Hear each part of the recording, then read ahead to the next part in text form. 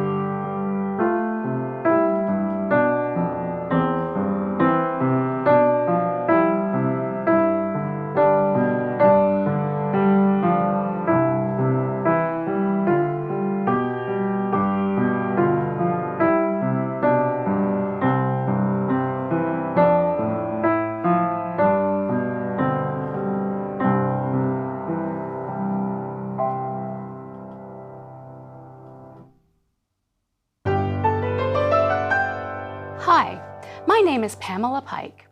I teach piano performance and pedagogy at Louisiana State University, and I'm so glad that you have chosen to join me on this exciting journey of learning to play the piano.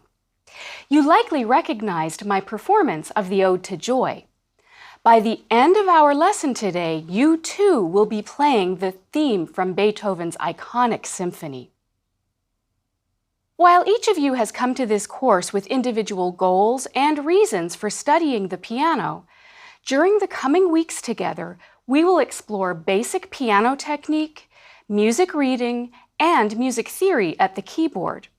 We'll do this through a comprehensive curriculum that will include technical exercises, reading music, harmonizing melodies, transposing some pieces, improvising melodies using concepts that we are learning, and through repertoire. The repertoire that we play includes music written by classical composers for beginning pianists, arrangements of familiar music, and music that was written just for you. Throughout the course, I'll be guiding you to listen to and evaluate your own playing so that you can learn to practice effectively and improve your skills on the days between our lessons. Often, the new material will be challenging. If you patiently work through the practice steps that we'll discuss, you will develop skills and progress beyond what you can do at the piano right now. We'll take it one step at a time and gradually build upon what we've learned in each lesson. So be sure to take as much time as you need to practice each assignment between our lessons. As we progress through the course and the skills and music become more complex, you may need more practice days between the lessons than you do at the beginning. Now, I know that learning anything new can be a little daunting. And if you're anything like most of my beginning adult piano students, you are very accomplished in your career and you successfully pursue numerous hobbies. So it can be intimidating to step back into the role of novice as you try to master complex motor skills and decipher the musical notation required to play the piano. That's why, every so often, I like to take up a new activity so that I too remember what it's like to be a beginner. My most recent endeavor was ballroom dancing. Let's just say that while I have excellent control of my fingers, I was not so adept at maneuvering my feet to music when I first began lessons. So I understand how challenging this can be, but I think you'll enjoy exploring musical concepts while making music at the piano. And with time and consistent practice, you will improve.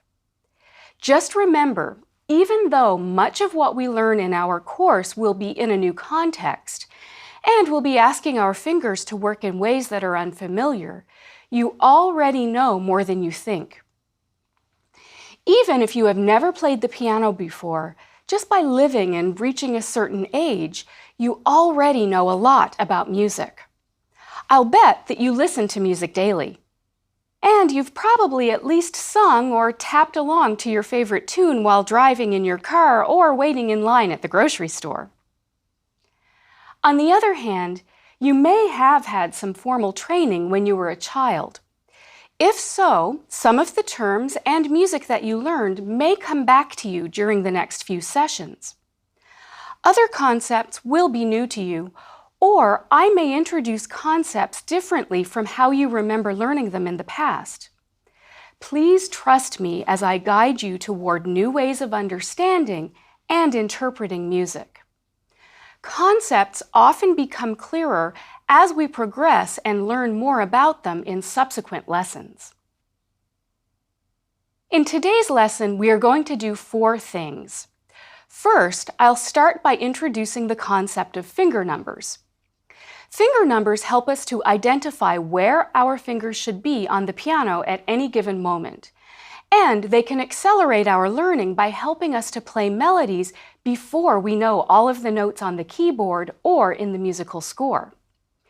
Next, we'll learn how to sit properly at the piano, and we'll dive into the fire with some easy improvisation on the black keys.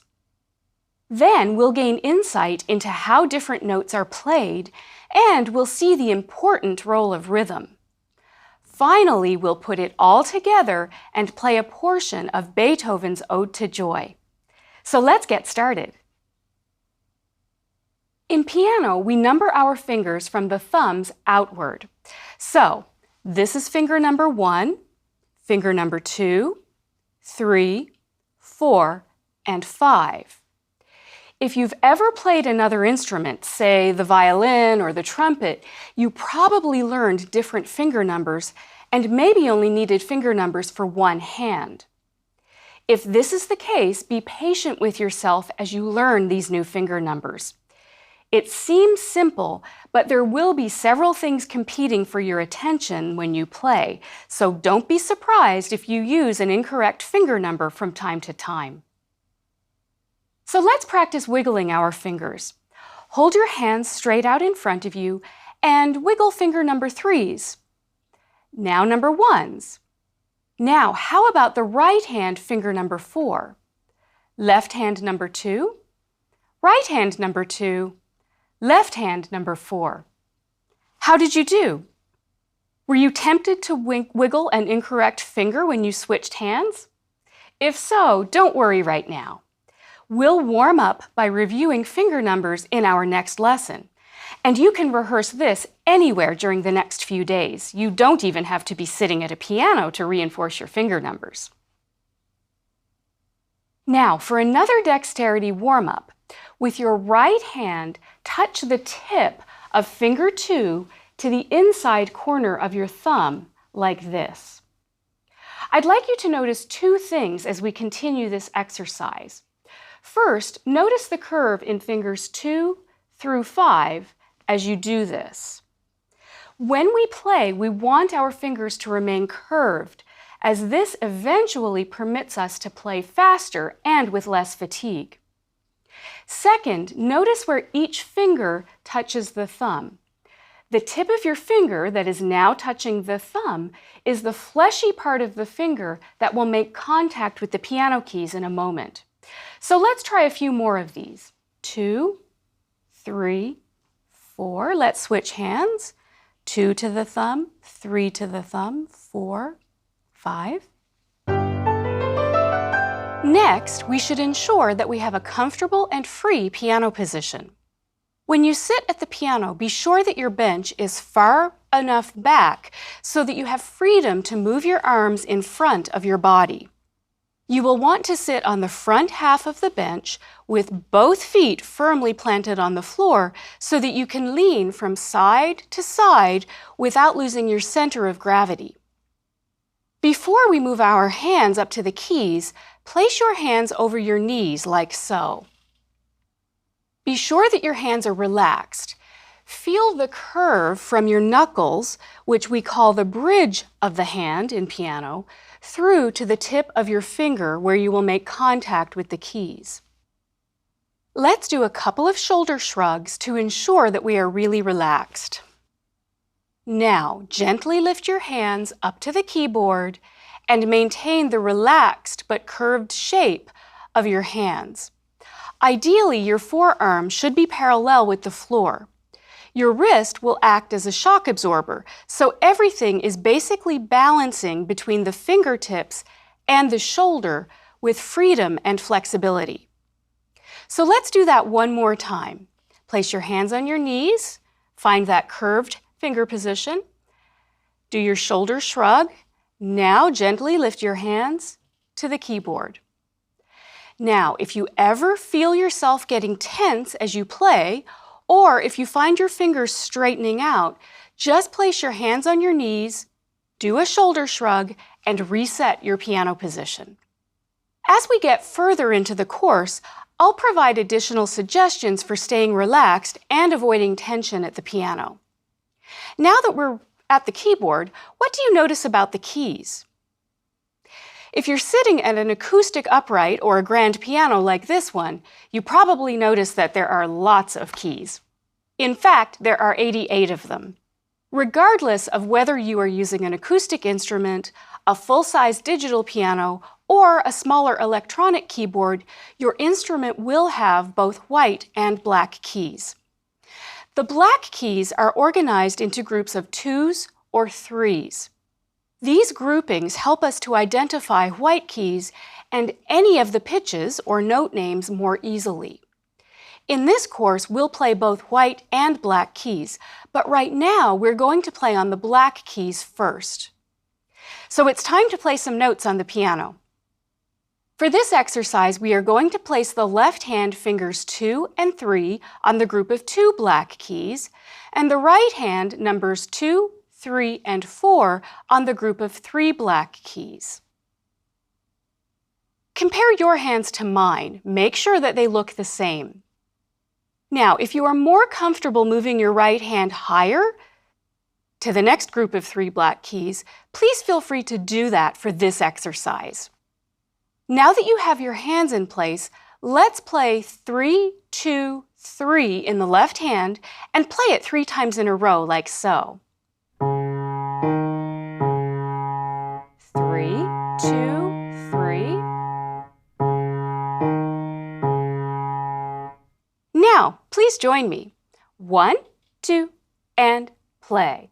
3, 2, 3 again.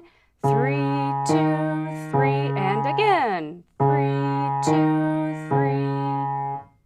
Let's do that one more time. This time, sing your finger numbers as you play.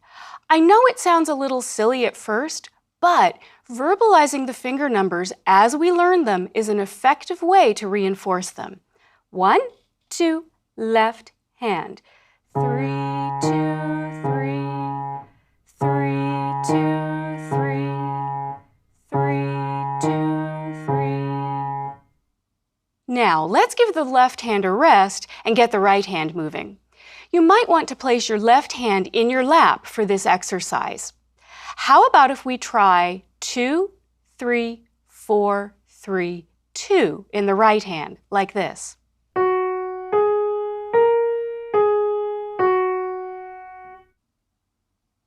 Now, join me, and we'll play this twice without pausing. 1, 2, here we go.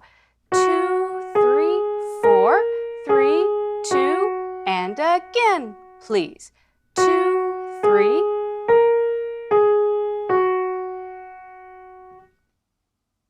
Well, you've just played your first notes on the piano.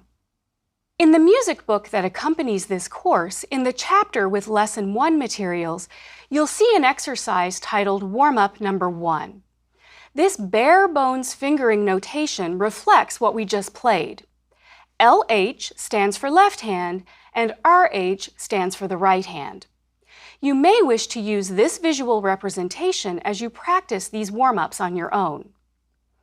Now is a good time to mention the accompaniment tracks that come with this course. From time to time, when I give you a practice assignment, I'll mention that there's an accompaniment track for you to practice with. Sometimes the track will play one hand while you play the other, or it will be there to set the tempo, or it will fill in the sound in some other way. I think you'll find them very helpful. You'll find the relevant accompaniment tracks at the end of each lesson. Now, if your fingers feel sluggish at this point, don't worry. Just bounce a little from the wrist and use your entire hand to help you play each note. I promise that your finger independence will improve over time, but do try to be patient. I'm reminded of the famous story of the pianist and composer Robert Schumann. When he was a young man, he reportedly devised a contraption that connected his fourth finger to his elbow in a desperate attempt to make that notoriously weak finger stronger. Unfortunately, his scheme backfired and he permanently injured the fourth finger on his right hand. Schumann ended up having to give up his dream of becoming a concert pianist and instead turned to composing full-time. It worked out for him, but I'll remind you to be patient with yourself as you strengthen your fingers. We want to avoid any Schumann-type finger injuries. You know, I think we're actually ready to do a little improvising today. Let's place our hands in the position that we were just in on the keyboard. It will look like this. I'm going to move them higher this time. Now, you can do anything that you like. I've chosen keys on the piano that will sound pretty good regardless of the order in which you play them. For example, you could do something like this.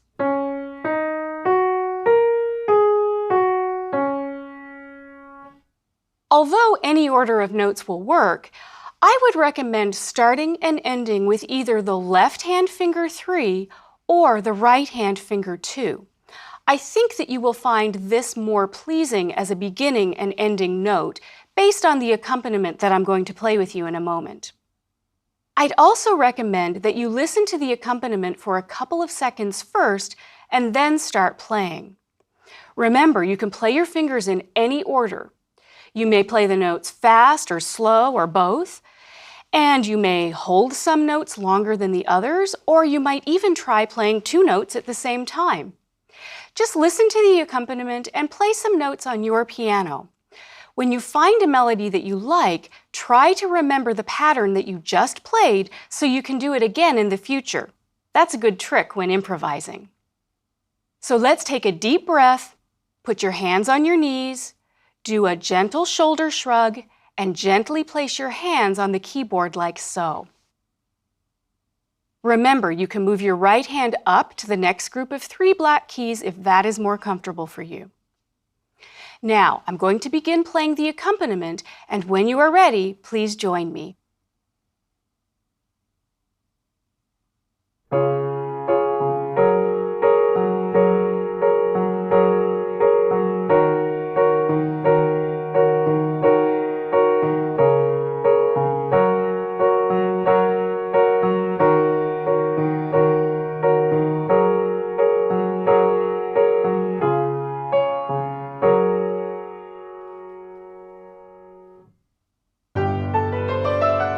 So how did you do? Hopefully you were able to play a few combinations of notes that sounded okay to you. Practicing improvisation can be rewarding, and it can help us to integrate new concepts in ways that are personally meaningful. Even if the notes didn't quite come out the way you expected today, don't worry.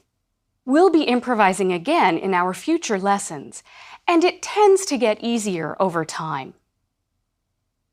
At this point, I should mention that when I started learning to play the piano as a little girl, it was months before I was allowed to play on the black keys, and improvising wasn't encouraged until I got to college. By that time, the task was quite daunting for me, as I had become accustomed to always having music in front of me to read. So, in just a few minutes of your first lesson, you are already improvising on the black keys, which is light years ahead of where I was as a beginning pianist. Next, I'd like to explore some of the musical elements that we were just experiencing while we played. When you listen to music, you likely have a sense that sound is organized in some way. Indeed, there are a few specific elements that help with that organization. Two of the basic elements of music are rhythm and pitch. Pitch refers to the specific note that we play on the piano. So we were playing different pitches when we played notes with different fingers a few moments ago. Rhythm is how we organize music in time. So, for example, when you tap your foot while listening to music, you are demonstrating an acute awareness of the rhythm. You know, there is evidence to suggest that dance and music have been part of human expression since practically the beginning of our existence. Thousands of years ago, people used drums and other percussive instruments to accompany dance with rhythm. In fact, we were making music long before we wrote it down or notated it. But without a written record, a piece of great music was nearly impossible to duplicate. So notation is our best effort at writing down what we play so that others can reproduce the music later. Over many hundreds of years, musical notation became codified, but it's essentially a symbolic system. By using dots and lines and symbols, notation conveys sound that, to the uninitiated, may not make sense with what we see on the page. With a little study, though, we can start to decode rhythmic symbols. Three of the rhythmic symbols you'll see in Ode to Joy are the quarter note, which has a solid black head, that's the round part, and a stem. The half note, which has an open head and a stem, and the whole note, which is just an open head with no stem. The note head is really important. Ultimately, it provides us with important information about its note name or pitch, which corresponds with a specific key on the piano. In Ode to Joy, the quarter note is our basic beat, and we hold it for one count. The half note is 2 beats, and we hold it for twice as long as the quarter note. Lastly, the whole note gets 4 beats, and we're holding 4 times as long as the quarter note. I like to use a pie chart to illustrate the value of each note and how they relate to one another. It might also help you to remember the names of the notes. The whole note is represented by the whole pie. The half note gets 2 counts, which is half the length of the whole note, so 1 half note equals 1 half of the whole note pie. 2 half notes equal 1 whole note, or 2 half notes can fit into the whole note pie. Similarly, we can fit 2 quarter notes into a half note, or half of the pie, or 4 quarter notes fit into a whole pie, or a whole note. So a quarter note is equal to a quarter of the whole note pie. There is one more note value that we won't see in Ode to Joy, but that we need to learn today. It's the dotted half note. Whenever a dot is placed after a note head, it adds half the value of the regular note. So a half note gets 2 beats, half of 2 is 1, thus when we see the dotted half note, it gets 2 plus 1 beat, or 3 beats. We would clap and count it like this: 1, 2, 3. We also need a way to indicate silence in music, or the rests. These are the corresponding rests that we'll need in the coming weeks. The quarter rest, which is sort of this vertical squiggly, actually many of my students think of it as the letter Z with a letter C tacked onto the bottom. The half rest, which is a small rectangle sitting on top of the middle line of the staff, and the whole rest, a small rectangle that hangs from the bottom of the 4th line on the staff. Do you recall the left-hand pattern that we played a few minutes ago with 3, 2, 3? Why don't you play it again with me? We'll do it 3 times in a row without stopping, and this time I'm going to add a musical accompaniment to give the music a richer experience. So let's get our left hand in place. and play.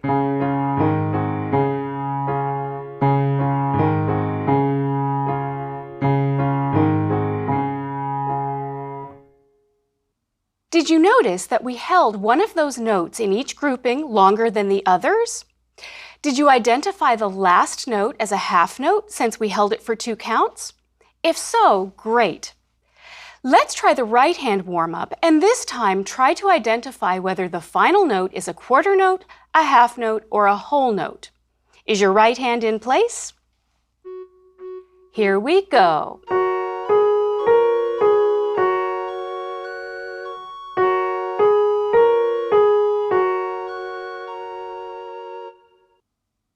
In that last example, we held the final note for a full 4 beats, so it was a whole note. Since we are coming to the end of the lesson and I promised that we'd learn the Ode to Joy, let's incorporate what we just learned about rhythm and finger numbers to play Beethoven's iconic piece. I'll play it once for you now. Just watch and listen as I play.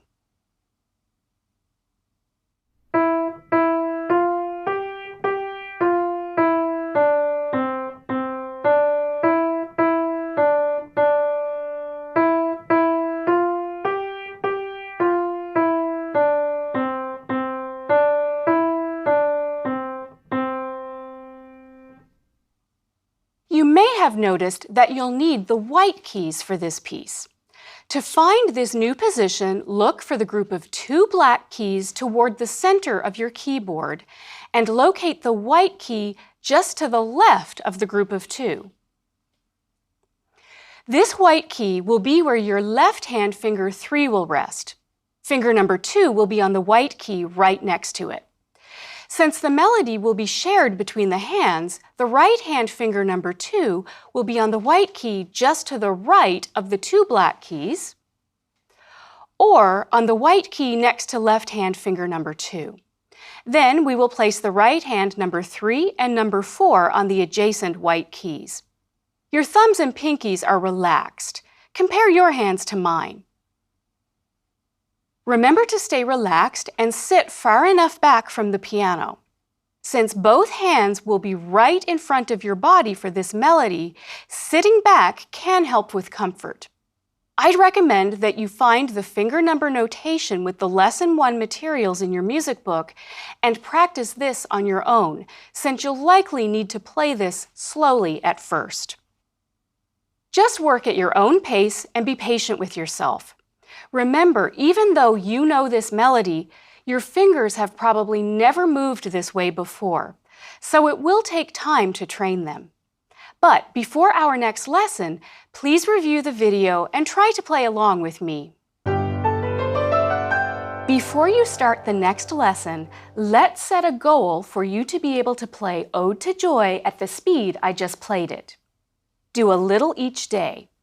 And remember to relax your hands and arms and check your piano position frequently while you practice. Above all, just enjoy playing the notes that Beethoven wrote to the best of your ability. Let's go over your detailed practice assignment. You'll have an assignment like this at the end of every lesson. Each time you should practice several times before we meet again.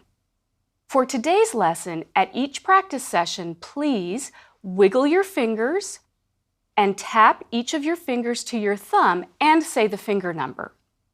Improvise on the black keys. Try playing with the accompaniment file. Memorize the value of the quarter, half, dotted, and whole note rests and notes. You can refer to your music book for these. Play black key warm-up number 1. Remember your relaxed piano position and refer to the notation in your music book to get used to referencing visual cues as you play. Learn Ode to Joy, which is also in your music book with your Lesson 1 materials, and be able to play along with me. Several of these items won't take a long time to do, but I would recommend practicing these for several days in a row before joining me for Lesson 2, so your fingers have some time to develop some basic motor skills. Well, we certainly have covered a lot today. We've already started playing the piano with both hands. Next time, we'll adjust our hand position slightly and add even more musical elements to the Ode to Joy. In George Leonard's book titled Mastery, he noted that if you can do something as simple as touch your forehead, if you embark on a master's journey, you can also learn to play a Beethoven sonata. Now, I might argue that Beethoven is a little more complicated than that. But Leonard's point is well taken.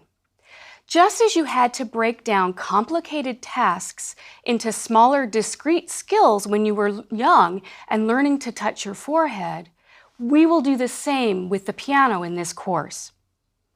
Learning to play the piano is about starting with basic skills and then building on top of that foundation, adding one skill on top of the other.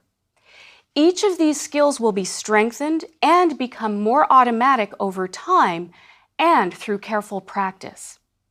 By watching and participating in this lesson, you have now taken the first step in that process, and you've embarked upon your own journey toward mastery of the piano. Since you might be curious about how much you could learn by the end of this course, I'll end by playing an excerpt from one of the last pieces of repertoire that we'll learn together. Until next time, I wish you happy practicing.